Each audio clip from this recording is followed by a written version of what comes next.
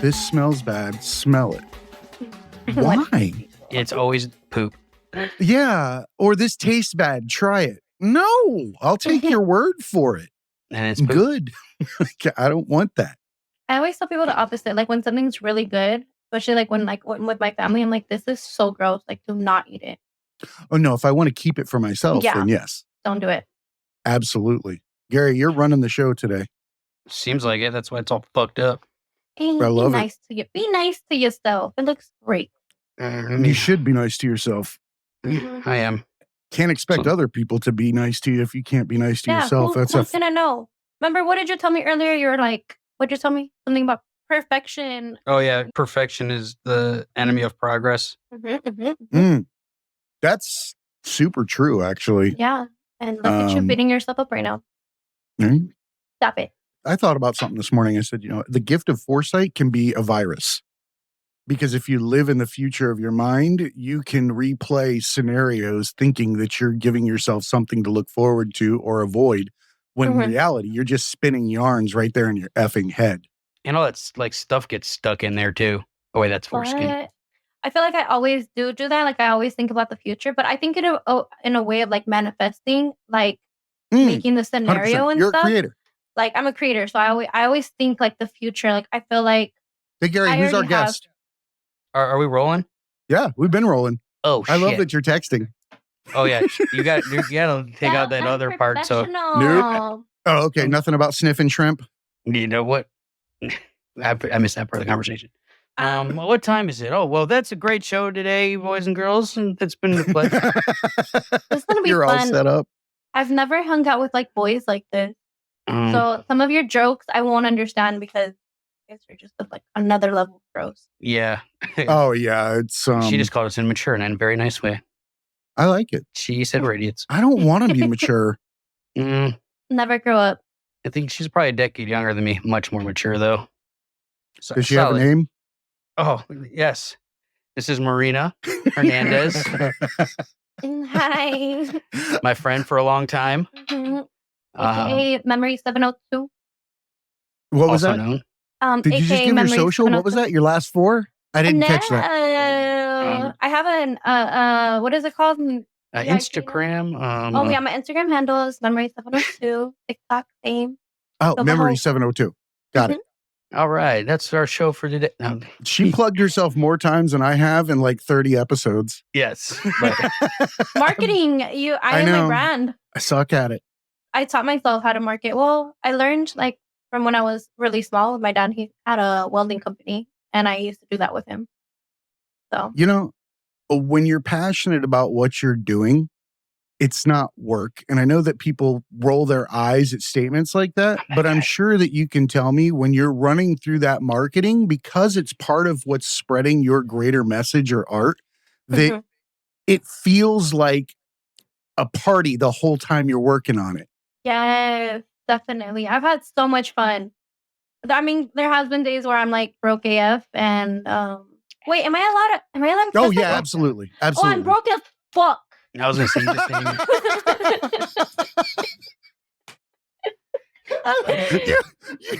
I feel like everything up until then, it was not you, and then you just showed up. Like, oh yeah, I can busted cuss. right in the room. Fuck yeah, I can cuss. Yes, exactly. This is a judgment-free zone. We use candor and humor. Talking about, well, Gary always judges, and then at the end, he gives me a score. He holds up a card like the Olympics. I keep getting like a 4. I got a 5. I'd be cool with a solid 5, man. It's only out of 5. 5 allows you to like eke through life with nobody seeing you. Yeah, I feel like I've been a 5. Yeah. Been a 5 for a long time. This new Thai place by work, only goes to 5. Learned that out the hard way. Oh, I'm just going medium today. I don't want fire ass. Let's get a 5. It was Dude, 5. Thai is a whole different kind of heat.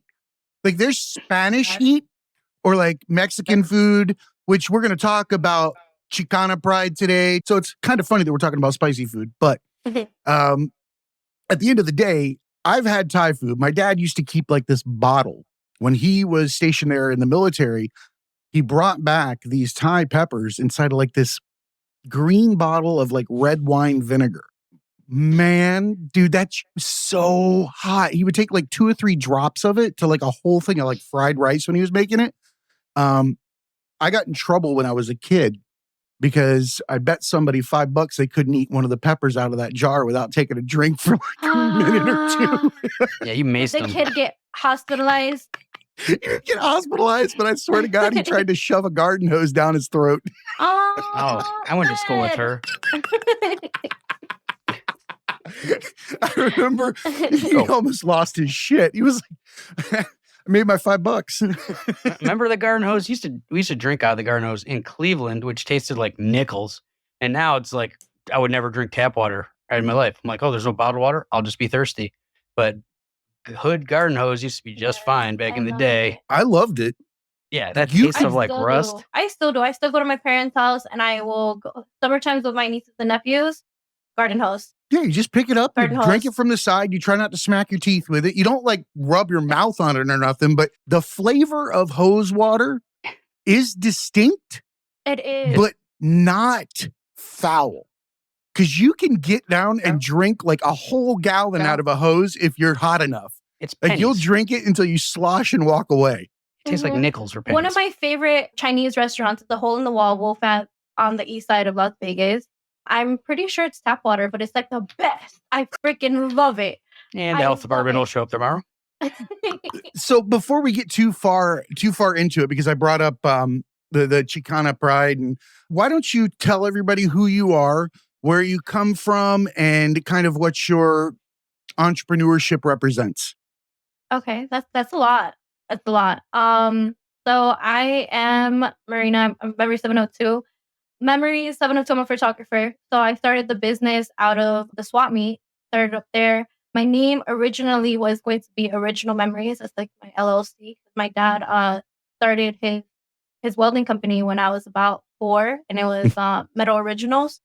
So we wanted to keep it. He told me like make the name be part of me, and I respected him for that. But I wanted it to be a little bit more on what I do. So I create memories. I love memories.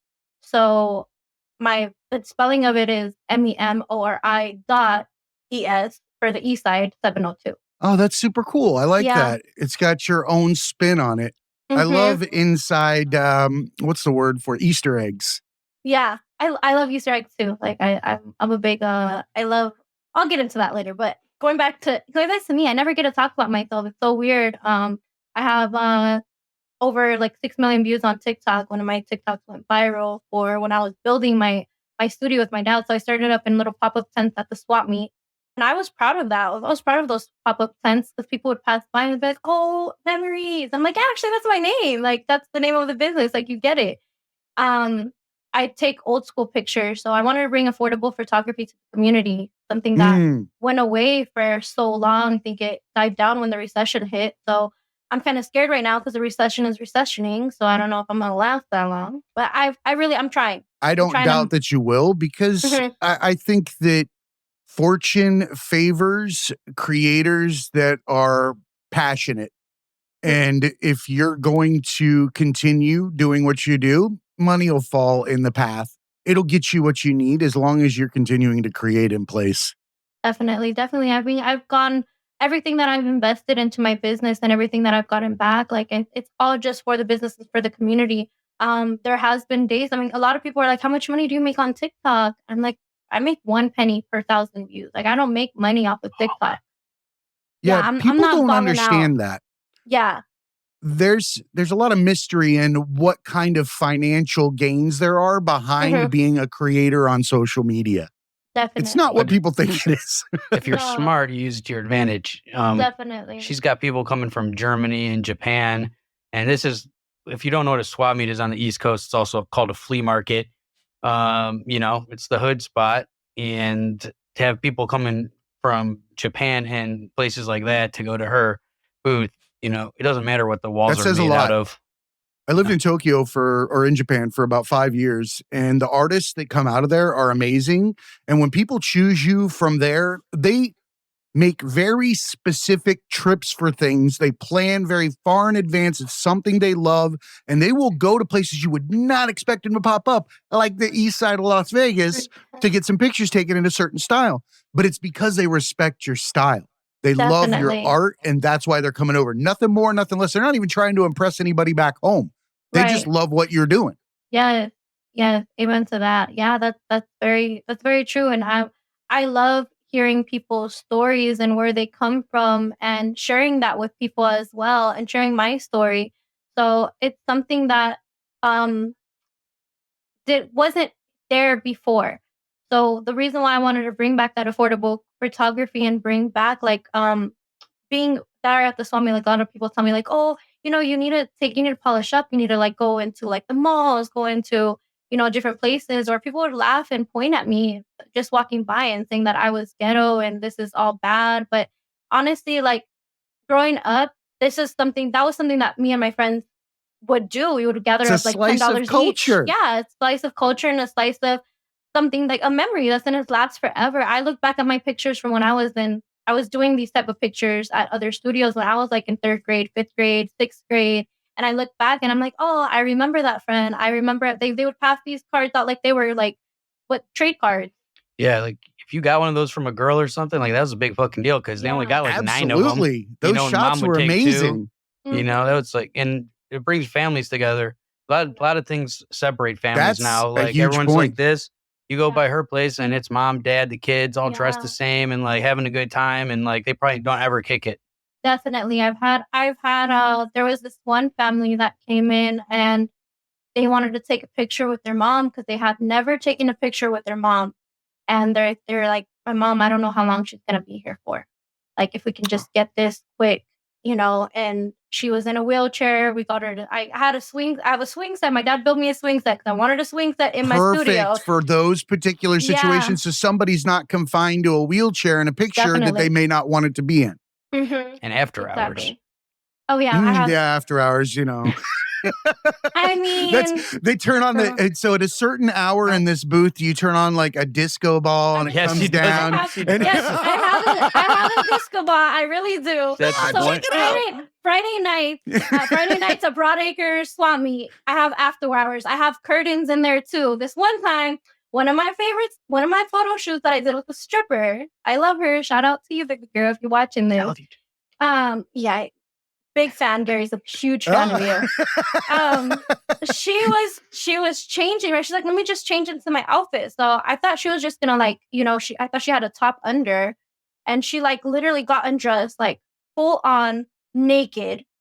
And my curtains are open, and I have families walking by. And I was like, oh my! So there was this guy, because it's a swap meet, so you can get anything at the swap meet. He's walking around with like he just got like some drawers, some big old stack of drawers, right? He's like walking by, Underpants, and he baby. was like, he stopped and was like, he almost fell back, and it was like a movie moment. Like He almost dropped his BVDs. He had to get back there and take a look. Yeah, he almost dropped it, and I was like, oh my god! It felt like a movie scene. Like I paused, I just looked to my side. She's like full on naked, and then I see this guy like about to break his back. And I just run over there and close the curtains. I have people watching, and we did a really nice, beautiful, beautiful shoot. We did had money in there. I had changing lights. Shame is a construct. Shame is a construct. Guilt is a construct. It's provided to you in order to keep you somewhere in the system and somebody else above you. At the end of the day, if we all took our shirt off, we all have the same number of nipples. We all know what's inside everybody's you have pants. 3 too? That's sweet. Yeah. 3.5. That's whatever. A third, just some random weird extra portion.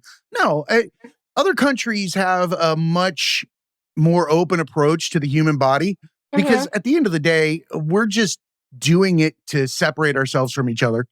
Right. Even what we wear too. Like that's another thing. Like I'm very proud to be Chicana and dress the way I dress, even when people tell me that I shouldn't. I have recently another business owner tell me that I'm too Chicana and I don't belong. I moved to the mall and I moved to a mall where we have a thing that's called El Mercado. So it's a marketplace and it's full of a Mm, lot of small businesses and yep. it's designed to look like Guanajuato, Mexico. It's designed to look like the streets of Mexico. It's colorful, it's beautiful. That's why I decided to go in the Mercado because I wanted to be part of my community. I don't want to be like in the fancy malls or anything. I wanted to be That's not your there. customer. That's not my customer and that's not I used to work at that mall in college. You put for years. yourself I in an worked there uncomfortable too. situation Mhm. and allow yourself to be judged for no reason at all Right. when you can give back to your own community in a It's a very building good like point. that with everybody Definitely. around that you care about. They can see that you're giving them back a slice of a decade or two of art that Mhm. most people forget about. And you Definitely. brought up a really cool point earlier because one of the things that I saw in all of your art, and I grew up in a small dairy farming community in a place called Okeechobee, Florida. Um, I grew up in a migrant house in a dairy field. I've picked, I've milked cows, I've built fence, I've done all those jobs. And all of my friends that were Mexican had such a bond that I did not have. And they had art that I was always jealous of because it was a different style. There was neon, there was spray over, there was like all of this different look in it. And it just had its own vibe. Like Mhm. nobody else had that particular area on lock. Definitely. That's beautiful. And that's something that I love that you were able to experience and I love that you accepted it. Although you were a little jealous of it, but you accepted it and you loved I've it and you always been appreciate jealous it. of minority Yeah. families. Mhm. Honestly. Like I can Yeah. say that out loud. I've always been jealous of minority families because there's still a familial unit. Mhm. They care for each other in a different way. I think that white America has been diluted and that we no longer care for our generations from before us. We don't take care of our parents. We have no seasoning. I can see that. And, I was talking to my dad yesterday because I love going through their photos. My dad came to the United States when he was about 17. And I always ask him, like, what made you come over here? 'Cause obviously, it wasn't me. I wasn't born yet. My sisters weren't born yet. He came. My dad is a big, huge Doors fan, rock and roll. Like, I love it. he came. He's like, I came for the American propaganda. I came because I wanted to How not. honest. Yeah, seriously. My dad does not listen to Mexican music. I did not grow up. I didn't learn Spanish until I was about 11.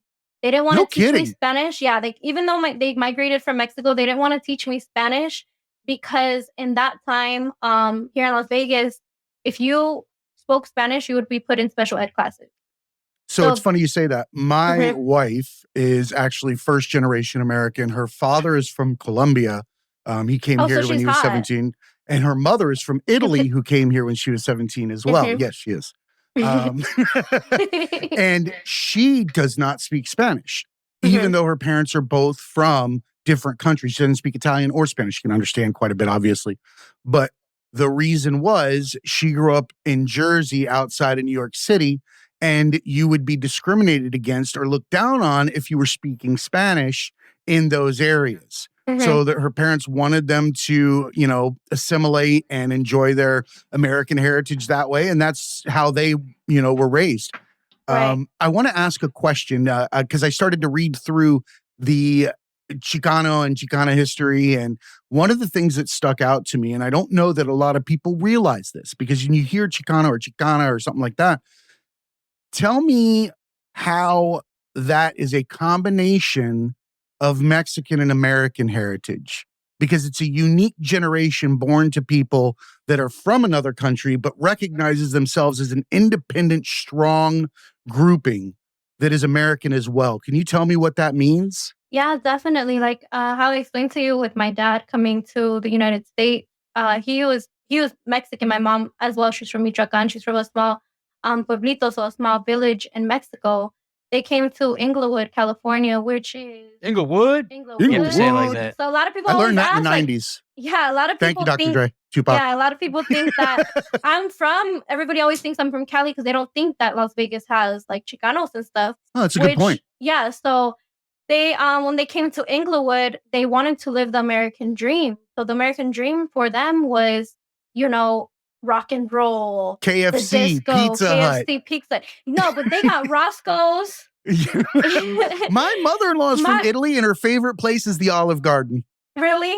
Yeah, she's not allowed back. Because it's American. Because it stands for everything Definitely. America. I swear, my favorite burrito is from Taco Bell. I swear to God. I was living in Mexico, and I was like, I want that bean and cheese burrito, and I want It's two different foods. Yeah, it is. It really is. American Mexican food and Mexican food are two different things, and I love them both for different reasons. Definitely, and that's what is like a little snippet of we being have Chicano. white people taco night all the time here, and I'm happy about it because it's super simple. You guys it's got meat, that, cheese, that and salsa. ground beef, lettuce, and diced up tomatoes. Lettuce is disgusting on anything warm. Thank you. But it's I okay cannot if you put it stand cold right hot on lettuce. that. Hot lettuce is so gross. Don't put lettuce on my burger. Don't put lettuce in my tacos, because once lettuce is wet, it turns into some slimy weirdness. It's only good on those tacos if you drop it in right at the end and then you eat it when it's You just gotta, crispy. You got to toss it in your mouth and eat it separately. Yeah. Yeah. Magic. Yeah, no, there are two totally different types of food. Definitely. And I feel like with being Chicana, I feel like people don't realize that.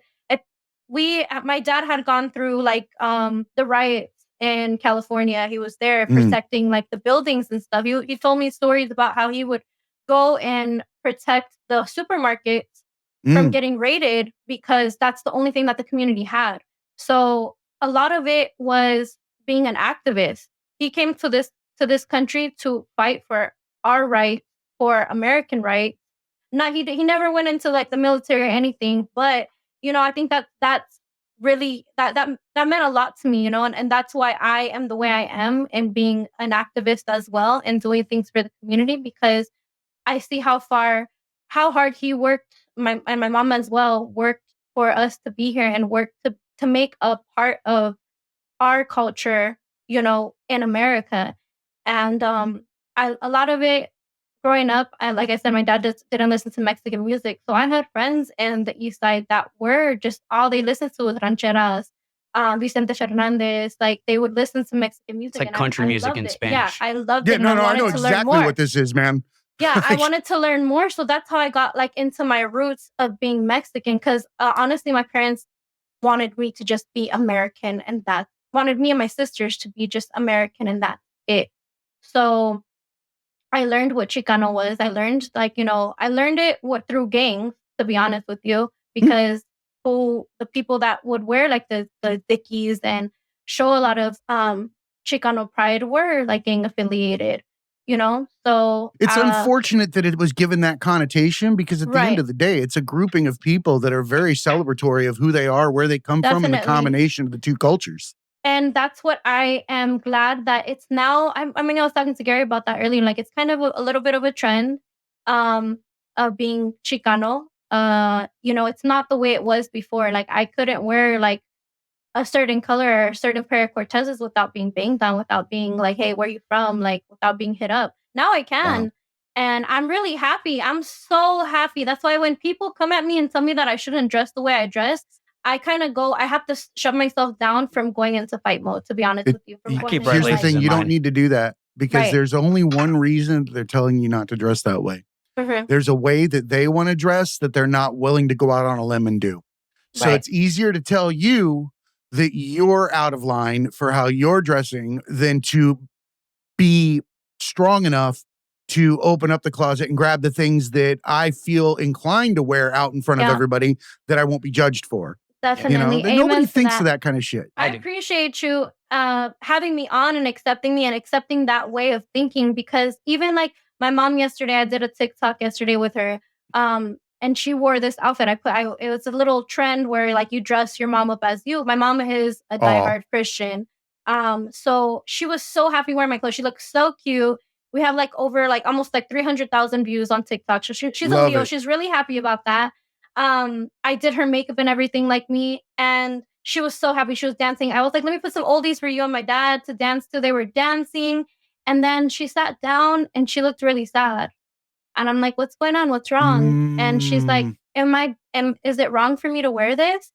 And I'm like, no, Ma, like, did you kill anybody? No. Like, did you steal anything while you were here? I didn't see that. I'm like, maybe like you did break a couple hearts because people know you're married to my dad and they want you. That's So she super started sweet. laughing, I love but, that. Check you you know, out. but like You're right. I have never seen That my breaks mom my heart that happy. hearing that. Yeah, it broke my heart too. But for the little moment that I had to see her happy, it healed my inner child, and I could see that it was healing her inner child too. Absolutely, because you know that we long to be a part of our group and our family. And when one part of the family stands there looking one way and the other looks a different way, and they're not together, but they're still standing there, there's a lot of longing in the heart to be with your people. Definitely. And that divide is very bizarre because it's created socioeconomically and by people from above. So we don't realize when we're looking across that road at our own people or our own friends or our own socioeconomic status, we're looking across at them, and we should be able to just simply be together and ignore the fact that there's no such thing as shame. I mean, you can't hand me shame. You can't pour a bowl of shame. None of those things. Shame is something you're told to have.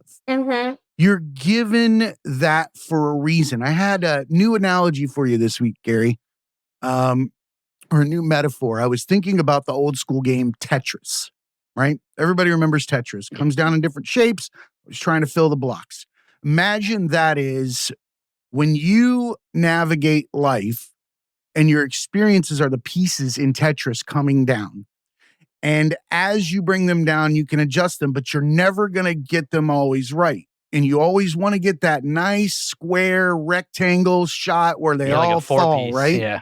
Unfortunately, we don't get that in life very rarely. So what happens is we invent one of our own and plug it into those holes and then forget about it in order to justify where we are in life. If that's shame, we'll plug shame in there so that I feel the proper amount of regret for whatever it is that I did. Is it guilt? I'll plug guilt in there. Is it a little pride? I'll plug some pride in there. You know, did I see things differently when I left this? All right, maybe I should have acted that way. That's a one long brick. I'm gonna go ahead and put that in there. It's justified. Right? Yeah. We live in this weird world where we take on shame when we're older, and we should be enjoying our life and have recognized that there's no need to care what anybody else thinks. That just tells me that she's sad and happy at the same time because she's probably getting to see you do what she wasn't able to do in her generation, whether it be by outside people or inside, people judging who they are. Definitely. And it's all like also like with generations, like I know my grandma went through stuff too. Like my grandma was like, she grew up in Mexico, was born in Mexico, had a husband that would beat her, kidnapped her when she was 11, had 13 children. So it's a big old, that's a big old whole nother, like, so when you say, that's generational trauma. We have generational trauma, and I'm here to break it. I know, like I was telling Gary, like, and you can see on my stuff, I don't try to get too spiritual, but I am, and I don't know what it is because life is crazy. Our DNA, generational trauma, curses, psychology, it's all a big old thing. These are things that we don't learn. She didn't break away from where she's from, and people always want to get out, make it out. I gotta go. I can't leave the hood until I make it good. It's people that stay and try to make it better is what we need more of. I couldn't wait to get the fuck out of where I was from, and that was like the whole thing that we talked about all the time. And there's a lot of violence and shit that I escaped and stuff that I didn't have enough self-control to not do certain things I was doing, and I would have ruined my life. So, but when I met her, she's been the same way since we've known each other a while, and it was always like, there was never the plan to leave. It was always a plan to like maybe sometime have, multiple places, but the plan was to make where I live now better and like make people happier and bring businesses back. And like the hood's where it's good. Like around here, like I live in a decent neighborhood. I don't know anybody. Nobody cares about each other. No, I don't. My house got broken into. I guarantee somebody saw that happen, didn't say shit to anybody. In the hood, they might be the one that's beefing with you yesterday, but they will fuck that person up that broke into your house today. They'll pull them out the window by their feet. Yeah, they might hate you and they'll do that shit. No, it's true. I believe it's true. Knock on wood. my parents have had that. Knock on wood. I don't have no wood here. No, I have no wood in my house. But my parents have had their house for almost 30 years now, and thank the Lord Jesus, they've never gotten broken into because people know who we are on our little block. You know, we know our neighbors. Well, my dad kind You of people, one of invite them, but those things when you live in a mental state that is fearful of that. mhm. There's a lot to be said about the law of attraction in certain ways. You know, it's been abused through YouTube and everybody else on the planet trying to tell you can manifest your life. But at the same time, you will put yourself in certain parallel places in life where you'll see one thing one way and it's actually the other. Definitely. Yeah, and I think like I'm working with a pro fighter named Pearl Gonzalez right now, and we did His name is Pro. no, her name is Pearl.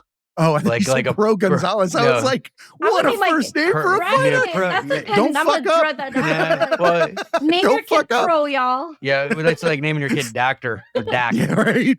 not cinnamon or champagne or something. Hey, Pro's pretty Oh, cool. Yeah, cinnamon. Pro. I Poor mean, cinnamon. if I ever slip one past the goalie, my kid's gonna be called Pro.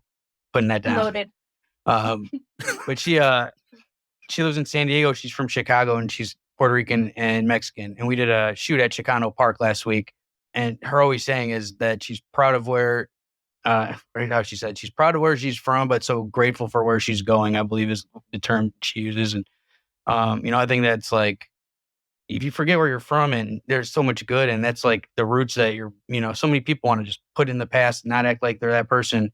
And those people regret it later in life. I think there's and you're talking about white people and like getting whitewashed and shit. Like it happens.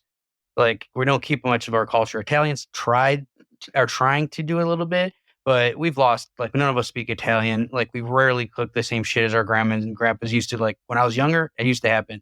But every generation, it loses some. There's no Italian neighborhoods anymore. Like they have Little Italy places. No Italian people live there, and there's no, But you go to these Mexican neighborhoods and stuff, and like they're probably very similar to they were in the 80s or the 70s or the 60s in a lot of ways. And you could go. We can't afford to like shit. Yeah, but the stuff's good. They take pride in every little thing that they make. That is Definitely. not a lie. People don't realize that socioeconomic chain will keep you in the same circle and your family's in the same circle over and over again, especially if it's accepted as a okay station in life to be at. Definitely. Amen to that. I used to live in Mexico for a little while. I lived there, and I would see people that they didn't want to grow. They were okay with where they were at, which is fine. Which is fine. But they're like, the houses were made out of bricks and stuff like that. I built a whole house over there in Mexico. Oh, yeah. Mine out was of, like, cinder bricks. blocks. It Yeah. was square. It had a flat roof with rock and tar on it that you had to swap on with a mop. Yeah. Like, I Definitely. know exactly what you're talking about. Yeah. So, and there's people that are content with that, and there's people that do want to get out, like, and make something better, So, People Better's always always think better, relative, too. better doesn't have to be different. yeah. And I think that that comes from self-loathing. I think that if you don't love yourself enough, then you're not going to embrace who you are and create things authentically.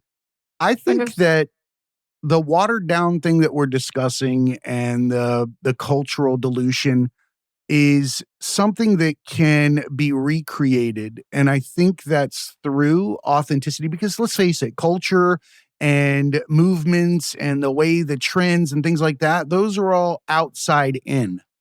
We have to start acting from inside out. And when we act from inside out, we're going to plant our own roots wherever we are.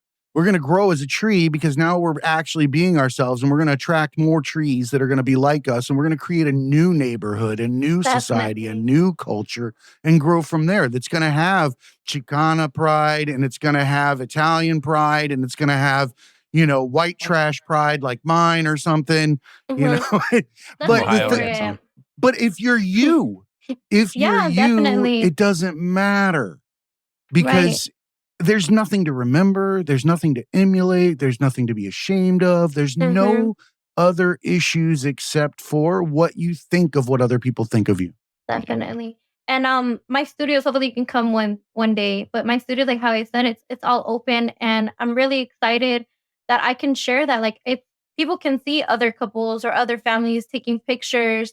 Kids walk by and they like wave at me, and I can see their eyes light up because they're like, whoa, like they've never seen a photographer. They've never seen a makeup artist. Like I'm sitting there doing makeup, and they don't get to see that. They don't, I now I'm also, that gave me a chance to work with the Mercado, and I'm running a nonprofit art studio for kids on Saturdays. That's going to go on our show notes, by the way. If anybody wants to donate time, money, whatever, please reach out. Please do. And thank you. The community has donated a lot already. We're working with, I have 12 kids, 2 classes right now. And they've grown so much. So all it is, it's not like, I mean, I'm not an art teacher. The people that we have volunteering are not certified teachers. They're just artists that show what they do. And stupid. Especially for art. Like for art. For art. These are people way to gatekeep creativity. Yeah, definitely. I went to college for a while. I dropped out of college and dropped out of high school because I can't do the normal. I got all F's in art, and I'm an artist. I remember in high school, my art teacher, I don't even remember her name. I love that you can fail at an individual talent. Yeah. So she was like, what you draw is never gonna get you anywhere. Like you just draw chola stuff. And I was like, fuck you, bitch. Like, I'll fuck you up. I'll fuck you up. That's when I had like anger issues back then. I don't anymore. But in this art studio, these kids, I just give them like, okay, you guys can either like, we're gonna do like, we've done like ornaments for Christmas and stuff. Like, here are all the colors. You let me know which colors you want me to put on your palette, and do whatever design you want to do. Whatever you guys think. Go somewhere away from the other kids. Don't let a single kid tell you what to put on that paper. No glue, no nothing. It's so cute to watch them, and they're like, oh, what did you do? Oh, that looks cool. And they're not copying each other, was what I love too. Exactly. They're all doing their own thing. And like, I had one little girl make like a snowflake, and it was like all like spider webs and stuff on it, like all black. And I'm like, that's such a cool snowflake. And she put little gems on it. Snowflake is kind of dope. Yeah, it was a black spider web snowflake. And I can see her art. She's so talented. That's a tattoo right there. Right. It's so cool. And she loves, like, I can see the type of art that she likes and the type of girl she's going to grow up to be and the type of artist she's going to be. Because, you have a style. You have a certain style when you're an artist. And her style, she loves, like, she's telling me about how she's writing a book. She's only 12 years old. Most kids don't even read at 12. Right. And not to interrupt, but I have a gift for her that I want to give her. Oh, please. Yeah, let's do it on the air. It goes along with this. It's the 1990s. We're back with. We love the 90s. Yeah. Hey, you know what? I'm gonna hit a couple buttons here. Yes, could you please? When I was little, my dream job, and that's still one of my goals. I've always wanted to be a DJ at Crystal Palace, which is a skating rink, and I love the radio station. I grew up with Art LeBeau. Awesome. I made Art LeBeau shirts recently. I love Art LeBeau. R.I.P. Did he die? I don't think he's dead. He did. He passed away. How? Art LeBeau. What's an Art LeBeau? Art LeBeau. It's an oldies radio station. He's a radio host. He's a DJ. And he would. You want to show me the gift, and then I'll go into Art LeBeau. So Art LeBeau deserves a whole segment. I was on Facebook looking at lowriders, and there's an artist on there. His name was Eric Madero. Let me spell it. ERICKMEDERO. Anyways, Chicano artist. And I saw this. And if that doesn't look like her, that's badass. I don't know what it does. I love that. Web. Yeah. She has a little spider web. We were just talking about that. Yeah. I love it. I'll support any artist. If you see like smart. Yeah, all this stuff Gary in the has back, tons of art in the studio. Yeah. That's Juan Munez did that one. He's from the east side of Las Vegas too, by way of San Diego. Is that a sandworm from Beetlejuice? Oh, that is my friend, an Italian girl, Erin from Cleveland that did that. She does sneakers and house plants is her thing. And then the bunnies. That's fucking awesome. Yeah. And then the cutout of the Wu-Tang dunk that I'll never have was a gift from Jay. Oh. So most of my art's been a gift or somebody that something they gave me or like someone I know. So this dude, I bought a bunch of his art. It wasn't expensive. I don't blame you. That looks so cool. Yeah, has a retro feel to it, almost like a Betty Boop era type of. Yeah, Mexicans love that. We do. I love Betty Boop. Yeah, that's all I grew up on was like the Looney Tunes, VHSs, Oh, and the yeah, Betty yeah. Boops, and like, yeah, thank you so much. Thank you, Yeah. Dude, that's so cool. Thank you. I figured like it. I love You know, it. one thing we had in common, like, I was born on the east side of Las Vegas and I lived there for a little bit, but I didn't grow up there. So like we grew up very different. I'm much older. And, but something that we have in common, who I became good friends, was just always art. And, and she's like me. She's stubborn as fuck. Like when she built her photography place, I'm blessed enough to have a good job and make some money. And I was trying to give her stuff, and she wanted to build it with her dad with their bare hands. And they sat there and he welded the whole thing. And we welded it in 117-degree weather. Ugh. Yeah.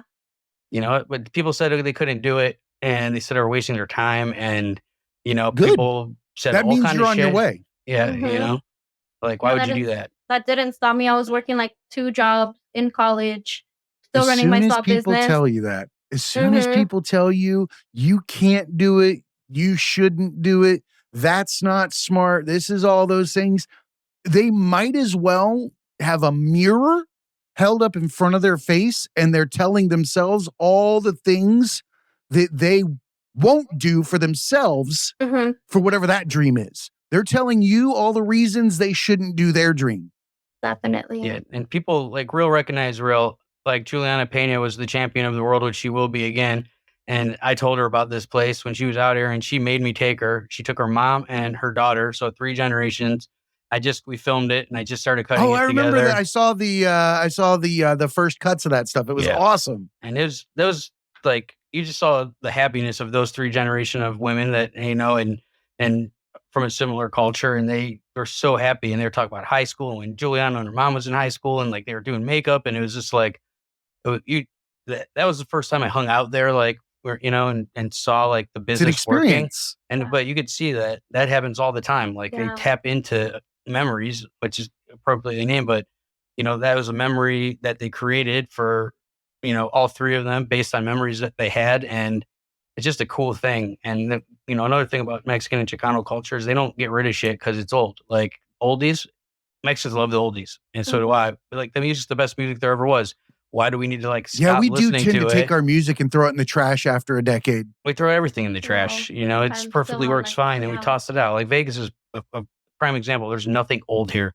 10 years, 20 years, knock it down. Blow it up, rebuild it. Throw up some more stucco, same color. But there is culture here, and a lot of it's on the east side and where she's from and what she does. And I'm coming out there. So when I'm there in Vegas, Taryn and I are coming out. We might stay for like a month. We're talking about coming out there for a month, renting a place and doing some shooting out there together. So I'll definitely come out there. We'll do a shoot. I would love to do that. It'd be so much fun. What's that? El Pollo Móvil. Yeah, she says it way cooler than I do, but that was the first place I went. When COVID opened back up, first place. CVS y más. I saw the picture for that and I almost fell out of my chair. I was like, that is fucking great. And it's funny because we went, I'm like, what the heck is that? What's the The mas is just like Hispanic ingredients. Like it has like Hispanic food, like Hispanic seasoning. So this because one time, it's like one aisle. Local shop. Like one aisle. No, it just has one aisle of Hispanic food. Yeah, and it's like things. They have the same. I like that they put imas on it. And I was so upset when we went. Like I was like, we went one day. Like we were like, let's go check it out. So I was upset. I'm like, ugh, whatever. Like this is not mas. This is not mas. Yeah, I was bummed. And then karma hit me. 3 years later, I was trying to make some caldo, which is some soup, some Mexican soup, chicken soup, and the only thing that was open was a CVS. So I went to a CVS in a different neighborhood, not on the east side. It wasn't a CVS y más. And I was like, all right, let me go get the chicken season, the adobe, like the pollo season. It wasn't there. No, they had that. And I'm like, that was didn't go to Imas. That would have been at Imas. So yeah. They just have the seasoning packet that just said chicken that white people use that doesn't taste like anything. I shopped at the Denton Bent as a kid. That's where we got all of our food. Was they're like those stands that the grocery stores, when all of the canned goods and boxes would be damaged, they would take them into these like warehouses and they'd be just, everywhere. And you'd go in and like get like all sorts of food for like 10 cents a can, and some of them would be like missing labels. I talk about this all the time. You like think you got like some Chef Boyardee and it's like fucking beets. And you're like so mad as a kid. You Chef throw in Boyardee the was from can. Cleveland. If you guys didn't know that. But those are the best. Like I honestly still shop in the like for clearance still to this day. You remember we went to the mall one time and I freaking was so happy to get 46-cent shirts. I still have those. I Well, got yeah, like why wouldn't 10 you be? Yeah, I was so happy. Like, and we went to like a mall. It was like, there was like Louis Vuitton there. There was like all kinds of fancy stuff. I'm like, nah, I'm going into the good old gotta high-end be Forever you. 21. Yeah. Yeah, I didn't It's ever know shirts could be whatever that you feel. cheap. Yeah. They're cheaper than the swab meat. Yeah, it was so cool. 46 cents is cheap. 46 I gotta cents. tell you though, man, I got tired of shopping on the cheap rack for a long time. When you're a kid, that cheap rack is so embarrassing. I can remember, dude, working so hard for, school clothes money. We were digging septic fields so I could go to That's stinking Bugle Boy and buy a pair of jeans that I didn't realize until I got home that like one of the pockets was like over the butt, like crack instead of the cheek because it was like off the cheap rack where it was like you just had to walk with like irregular. a lean. As long as you just like walk like that, you're fine. My butt pocket, like I had to like lean against the wall with like a hip out, like I was trying to be cool, just so my ass didn't have like a center pocket. And your parents were like, appreciate that shit. Yeah. You get. Yeah, I would only go back to school shopping once a year. And I hated it because my mom would be like, she would just bitch at me, like, bitch. Like, it's a worst I'm buying trip you this. I'm buying you this. You better do this when you get home. I better see the house clean for the whole fucking year. Blah, blah, blah. I'm like, I just don't even buy me anything. Just don't even buy me anything. Poor kid's shopping experience is so different than the rich kid, or the middle class experience is completely different than the poor kid. I hated it. I'm like, just don't get me shit. Did they count them? They count your clothes too? Yeah, they count my clothes. Okay, you get a Monday, a Tuesday, a Wednesday, a Thursday, and a Friday, and then all your clothes, those are play clothes now. These do not go outside. Yes. Yes. And then my mom would like, I couldn't bring in all the bags. I had to bring them in like days at a time because my dad couldn't see how much we got. And then no, I didn't have that problem. If my friends would come over, like we're girls, so we would want to share clothes or whatever, she would beat my ass because she's like, why the fuck is Linda wearing the shirt that I bought you? Like, a mí me costó. It costed me. Not her mama. It costed me. And I'm like, oh, look. Like, yeah, but like I'm wearing her pants, so what's the problem here? Well, it was always something. So that's when I got into like wearing like my dad's clothes, like wearing big clothes, wearing like, I was like, don't even bitch at me. Just go get my own shit. I'll go. That's what I did. I mean, I recognize now, looking back, that stress that parents were under in that moment were because we were stretching groceries at $40. I'm stretching buying groceries right now. And it was. You don't recognize that when you're a kid, that's the kind of stretching that's going on and what's being given up on, the other side. But at the same time, man, it's liberating when that kid comes from something like that and gets to start buying his own shit. Oh, yeah. Man, It was so much fun when I started buying my own clothes and I had like a paycheck. I was like, I could be cool now. Yeah. Yeah. A lot of people don't have that mentality anymore, though. Like, they don't even want, like, I had jobs from the second I figured out that I could buy a big box of suckers and sell them for twice as much if I sold them individually at school. 100%. I was like, okay. And then that turned into other things that you could buy cheap and sell individually. Other Jolly places. Ranchers, big bags. Yeah, weed. And then like there's always had that mind state. And like you don't learn entrepreneurship or anything. Still to this day in high school, they're like, go to college or go to the factory, and it's like it's college or the factory. That's your or the army. That's what they told us. Yep. Like join the army, which they wouldn't take me, even though that was very heavily, suggested. And then, by the powers that be. And then it's like, or just get a job. And like, it's never like create your own shit. It's always like, you can't do that. Like there's so much you can't fucking do that still. And it's like, I just don't get it. Plug a hole. There's so many things people need in the neighborhood or wherever like there is missing, like figure out what you don't got and figure out how to get that. Definitely. But with that, like you do have to learn though. Not everybody's built to be an entrepreneur is what I've seen and what I've learned. You're 100% right. But the fact of the matter is though, they're able and designed to do one thing authentically or a grouping of things. And when they find that and they start churning that out, that will be the way that they contribute to society. That'll be their own form of entrepreneurship, or it'll fill a gap in your entrepreneurship. Everybody Definitely. has their own unique talent. And when it's exercised to its fullest potential, there's a puzzle piece that it's going to match. There's Definitely. going to be one that it falls in place with, because that's how we're designed. We're all designed to interlock with each other at some point in time or another. And if you're doing things the way you're supposed to, then you're going to cross paths and you're going to interlock because you're at the same level. And that's where like the mercado that where I'm at now, that was the concept. The market. So it's not just a mercado like or a market that from, because the woman that developed it also developed the Santee Alleys, which is the callejones in LA. So Santee Alleys is where a lot of businesses get like some of their, get their like products, like they get wholesale things. She developed that, right? So the mercado, going back into like before, like in Mexico and other cultures in like Central America, like before they would do a market where there was no money involved.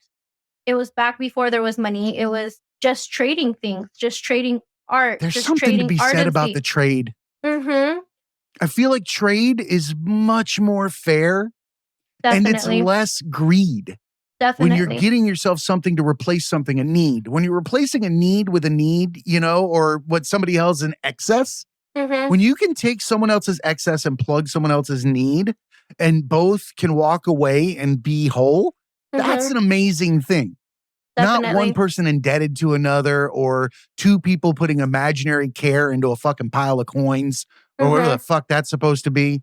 Last time money did something for me was never, unless it came out of my wallet and went into a register. Otherwise, it's just stupid. It's paper and metal. Or crypto, which is something else. That's imaginary too. It's like some stuff that we all had to have. You can throw them all here. I'll collect them. I'll pile them up, figure out where to put them. But see, you're doing the right thing. You're recognizing gaps in your community and you're trying to give back. And you're giving back with what you're talented at. And that's the message that I think people need to hear when they listen to this, is that you can be your own person and still make an impact in your community or with other people or with humanity. And in fact, I would argue that acting yourself and authentically will have a much greater impact on the world than trying to be somebody else and do something with it. When you're trying to be somebody else, you're not focused on the end game. You're focused on yourself too much, and you're not giving 100%. You're giving 60% and 40% to the mask. People want everybody to be a certain way. Like with all the woke culture and stuff, people don't want to talk about their differences anymore because they think that's necessarily like a bad thing. So like, say she's different than a black guy to an Indian kid to a Japanese, like we all have these differences and like they should be celebrated. And I talk about the story on this podcast a million times about how my black friends and like, Polish friends used to make spaghetti every time I went over their house. Their parents were cool. Like they wanted me to be comfortable, but I was like, no, I want the shit that you guys eat. That doesn't work for white people, by the way. If I had like a Hispanic or a black friend that came to my house and I started making like tacos or like some other stereotypical fried chicken or something like that, I'm a racist immediately. Like that doesn't work. We will accept it. It has to be good. You already won some points. You already won some points with not putting lettuce on your tacos. I'll give you that. They don't put lettuce on tacos in Mexico. But no, tacos in Mexico are not tacos in America. They're two different things. No, they really are. The ingredients are much more natural. There's more flavors. There's things like limes used and spice palettes that you're not used to that you get out of like that sack of ground beef at Taco Bell. Yeah, I go there for a week and eat tacos 5 times a day and lose weight. If you ate tacos 5 times a day in America, you'd be 400 fucking pounds. Preservatives. They just put all this shit in there. That's fresh. Maybe the tortilla is not the best for you, but everything else is just fresh, cooked right there. My wife's favorite snack is chips, salsa, and guac. Like, you cannot get it. We go to a market here that they do once every 2 weeks, and there's a family there that makes guac right there on the side of the street, and they do it all by hand, and we buy it by like the quart. And so good. Well, we're coming up on an hour. And I want to make sure that we give you an opportunity to speak about anything that we haven't discussed. Is there anything that you would like to tell everybody about that we haven't gone over, or do we save that for when you come back? I think we can save that for when I come back, and I'm excited. I want to thank you for giving me this opportunity. And I was really honestly really nervous to come on because I was an asker, like, does he know, like, I'm like, me, like, because you've seen my stuff. Because again, like, I get good. I have a lot of supporters, but I do have people that judge me, and I've even seen like where people supposedly miss opportunities, especially being a woman, Mm. because of the way we dress or style. And so I just want to thank you for allowing me to speak, allowing me to be me, allowing accepting and appreciating my culture. And yeah, I'm excited to work on different things with you guys. And To be honest, mhm, I want to thank you so much because there is strength in vulnerability. And the moment that we are vulnerable and we talk about what really makes who we are, we give other people the opportunity to exercise their own voice. It gives them that motivation to have some pride in who they are. And when someone like yourself grinds every day, but not for the anything but the actual grind.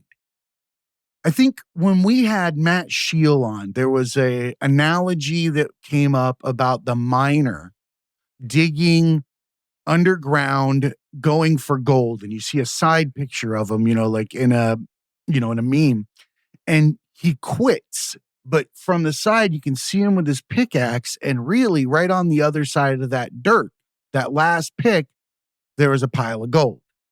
It speaks volumes. But what it tells me is that he would have never stopped if he actually did it because he loved mining.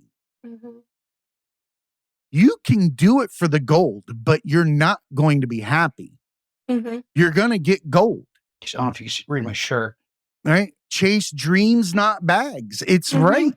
definitely, If that miner had just loved mining, guess what would have happened?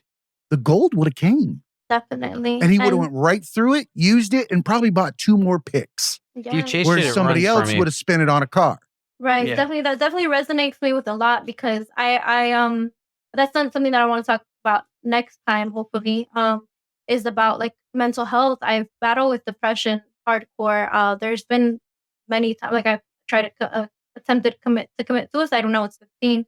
I've had these Mm. thoughts even while I'm doing this business because like it's scary. I You're don't not have the alone. money, Yeah, and I'm so thankful for that. And I want to give a huge shout out to like my supporters and my family and my friends that remind me, and people like you and people like Gary, like that remind me what I'm doing it for. There's a little girl out in California that she's one of my supporters, and she messages me all the time. She lost her mom when she was Oh, about 3 weeks old. And she messaged me, like, she calls me mom. She's like, I never had a mom, but you are somebody that I look up to. So when I get those thoughts and when I'm like, I want to give up because I'm not making enough money, I don't feel like I'm doing enough, or if I don't have enough to create what I want to create, I get really like, because I'm a creator, if I'm not creating, I get feel depressed. stuck. I feel stuck. And Mm. especially being, trying to come up and trying to pay bills and having this recession, and also being first generation. There's a lot of pressure, a lot of pressure. That first So, generation's a huge thing. mhm, A lot of people don't understand. The analogy that's best for me is starting a race, a 100-meter dash with one person 50 meters back from the other with the same gun, mhm, expecting them to finish at the same place. right, Doesn't Gotta work that way. shoot him in You're the starting back. out in debt. mhm, definitely, Yeah, but she was saying before, like when we did the thing with Juliana, she had her older cameras that were, not very expensive or whatever. And she's like, "Oh, photographers are going to see that and they're going to talk shit." I'm like, "Those are the ones that won't talk shit. The real They're artists going to be more won't." impressed by the fact that you're getting what you get out of what you Yeah, have. yeah. yeah, Someone that could just go buy a $5,000 camera and doesn't give a fuck about the art or whatever, who cares? That doesn't matter. The one that yep, started with a $200 camera and then got a $400 camera and then built it up, like, and made it work. Like that's like all our like graffiti, these turntables, like that started because people couldn't afford a trumpet or piano or saxophone. They had old turntables and they made some They'll shit. give you a dope. fucking saxophone when you're poor. Mm-hmm. I wanted instruments. That's how I got into music now. I didn't even know that I was good at it until I started. They don't give you those things. The only thing they gave the poor kids was the recorder, and that just got your ass beat by your parents because it sounded like hell. Kazoo thing. Yeah, you know, three blind mice over and over. Yeah, Jesus, what? That's not even a real instrument. That's not played anywhere for like actual music. No, Dwight Schrute plays the hell out of that thing. Yeah, I wear a Schrute shirt. Schrute can do anything. It's true. He really can. I want a man like Schrute. Right, the confidence alone. Yeah, we were. Clip came up earlier today. I'll end on this. They said, use a word to describe yourself, or how would you describe yourself? He's like, jackhammer. Like, that's most of my nickname in high school. Stop. Oh, it's Jack I off. would describe myself as a jackhammer. Like jackhammer is the best. So funny. So you're welcome back. Definitely see us doing a lot of episodes, and just keep doing what you're doing. No one's gonna Don't let anybody tell you that you're not perfect, because you are. We're all perfectly imperfect. And if you continue to create the way you are and focus on the love of the actual craft, the rest of that stuff is going to start working itself out. It'll start to unravel because fortune favors the passionate.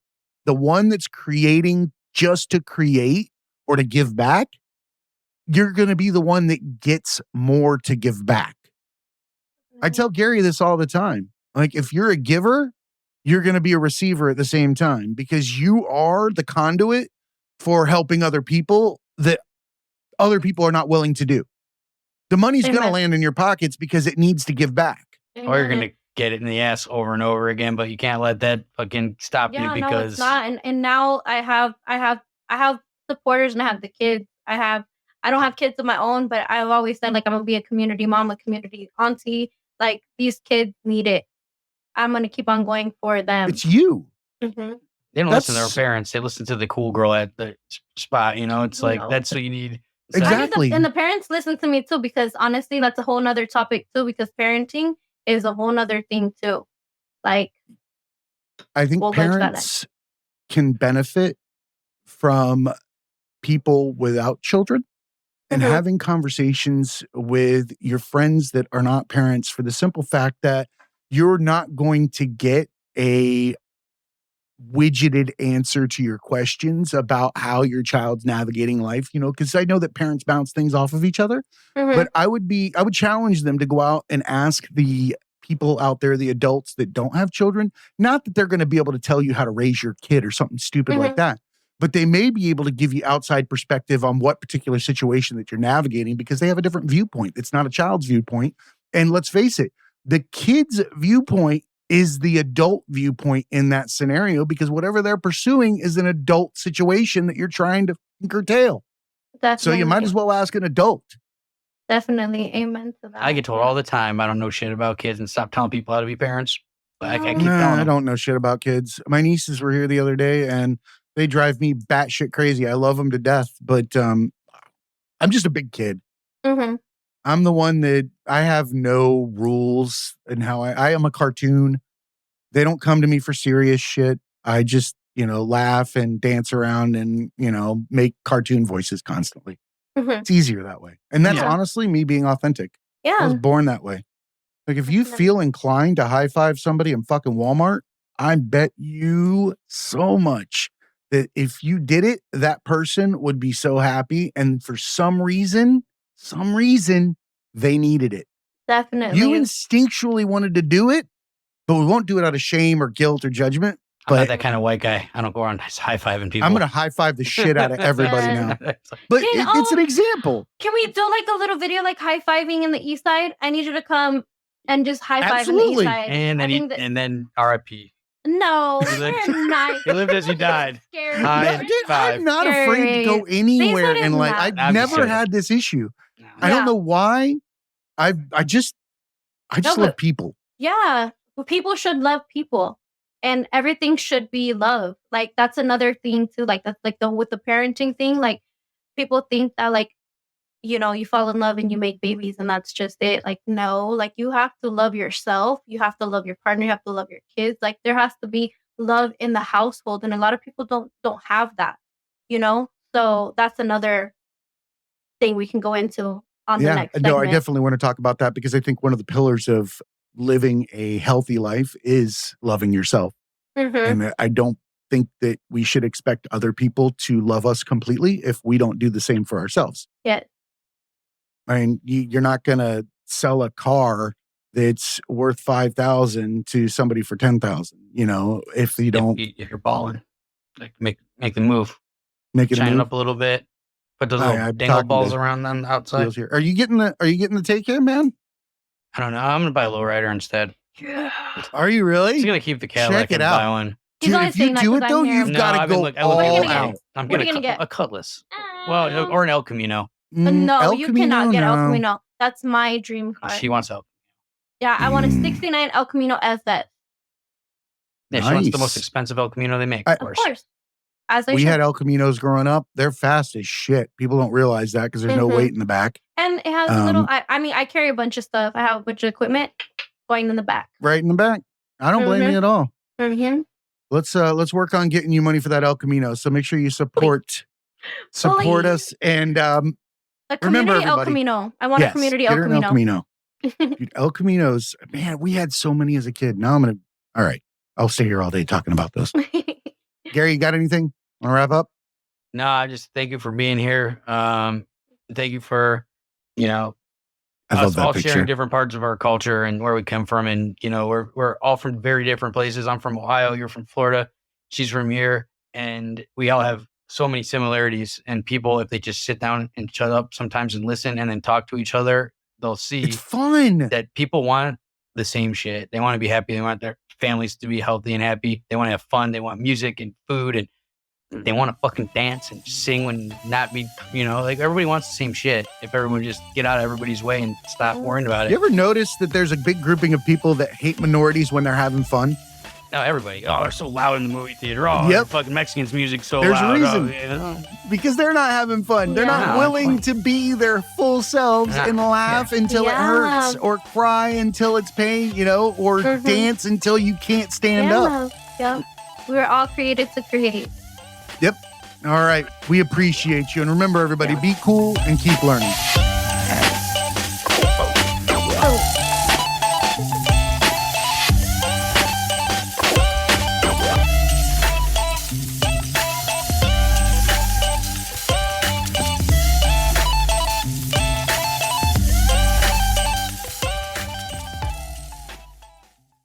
What's up, academics?